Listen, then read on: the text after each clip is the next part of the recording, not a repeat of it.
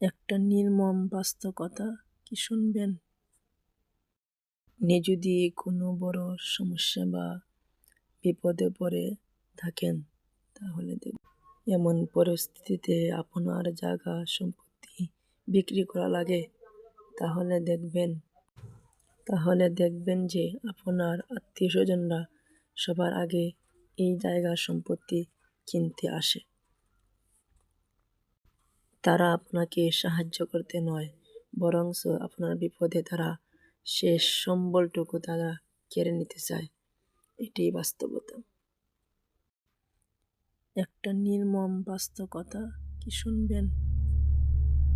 আপনি যদি কোনো বড় সমস্যা বা বিপদে পড়ে থাকেন, তাহলে এমন পরিস্থিতিতে আপনার জায়গা সম্পত্তি বিক্রি করা লাগে, তাহলে দেখবেন যে আপনার আত্মীয়-স্বজনরা সবার আগে এই জায়গা সম্পত্তি কিনতে আসে।